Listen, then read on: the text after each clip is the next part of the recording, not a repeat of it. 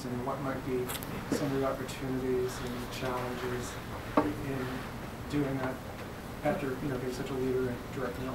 In the acquisition side? Yeah.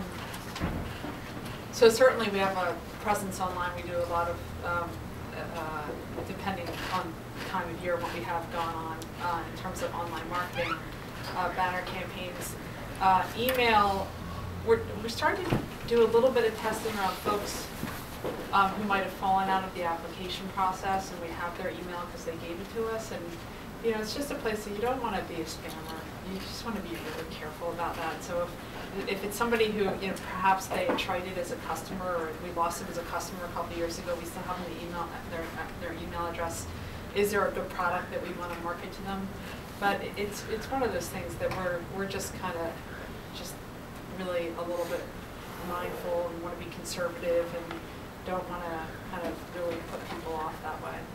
Did that answer your question, or are you looking for something a little different?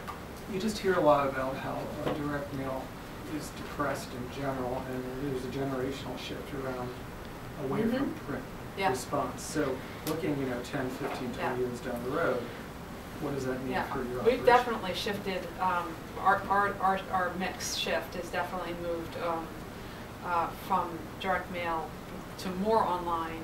I will tell you that direct mail is still an extremely viable channel for us. But I do believe that we need to continue that shift online and possibly to mobile as well. So we continue that journey. But direct mail is not dead yet for us. The second question for the panel, Tom in particular, is in terms of your brand identity, let's say, logo usage standards, visual identity, editorial stuff, where does that live? How widely is it dispersed? How do you educate whoever is doing any kind of communications about those kinds of standards? It's widely, well, when you say dispersed, what do you mean? Do you have an online center where any employee can go up and say, here's how you use the logo, or is it more tightly kind of controlled? Education about it is very open. Distribution of it is very closed. I'll put it that way. If the average associate cannot come through and pull down, logos or brand images or whatever, we're a little more draconian than I guess maybe some, because we believe that the elements of our identity should be very tightly controlled in how they're used. So, but our associates are very clear on what the most up-to-date identity is, what it means, how to talk to customers about it, that type of thing. So we kind of, there's sort of brand education, and then the brand tools, and the tools are very tightly controlled, I'll put it that way. Yeah, I managed the most recent brand kind of, we did some logo changes and color changes a couple years ago, and I led that effort. And we do have a brand center online, an intranet site. And I think what's gotten actually harder for us is as we purchased retail banks, because before we were national, so everything went through the brand team. You really didn't have to worry about it. Now we have branches, just like you have hotels, and we're like, holy cow, somebody went to a branch window, they came back and like, oh, you're not gonna believe what I saw, and like the chief brand cop, and I'm like, oh my God, how did we do that? So people have a way, even when they're not supposed to, of finding the assets and using them in ways that you had never dreamed that they would think would be okay. Fascinating. Lots of fun. I mean, it's one of those things I think you really do need to be mindful of in terms of keeping a really strong brand. So we do have a brand center. Folks we let them download, here's the official logo, you can download it. We spend a lot of time with our creative agencies onboarding.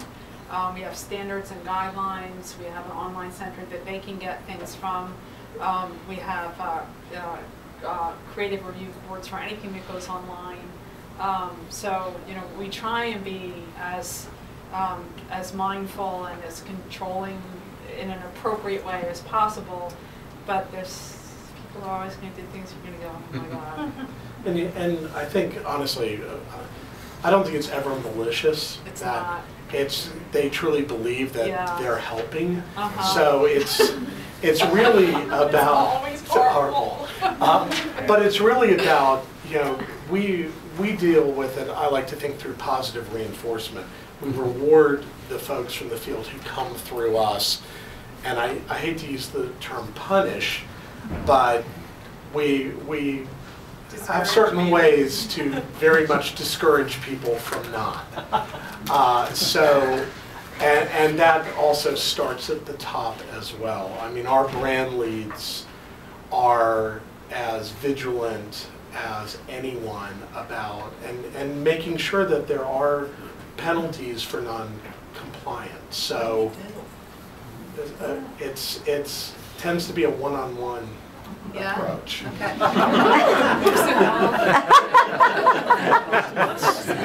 There's just clarity provided.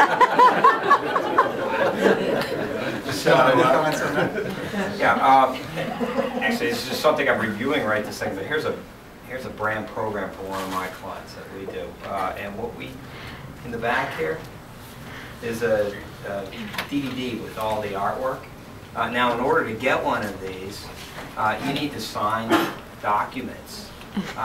This particular client has about 9,000 employees, 450 of them in marketing. So there are 450 of these guides out there at any given time. There's also intranet sites, things like that. But what we do is, on the policing side, is this client, in their 9 offices throughout the world, they work with about 12 different agencies. So we work very closely with the other agencies to make sure they're following this. And once a year, we have a 3-day seminar in Las Vegas, of all places, where actually these other agencies bring their work and spread it, and myself and 2 other members of my staff, we actually critique it and tell them with positive reinforcement how they're staying true to the brand, because this, brand is a living thing. It's constantly growing, and if they're just matching what already exists, we're not really achieving anything. They need to keep building the brand, making it more sophisticated, taking it in the direction. So we sit down with them and we really critique it, and we do it like a contest. It's kind of fun, but it's very serious to make sure everybody is on target. And how you're structured really, I mean, and you'll go through this with retail outlets. I'm not as concerned. I mean, we sit down with our agencies and we brief them, and they know the rules. I'm less concerned about anything that goes through an agency because so much of what we do can live on property, that I'm more concerned about literally what's being handed to a guest. And that is what is particularly hard to police, and why you have to be vigilant that, and it involves a commitment on our side. Within 48 hours, if you submit something to us, it's turned around and it's commented upon or approved or whatever the appropriate next step is.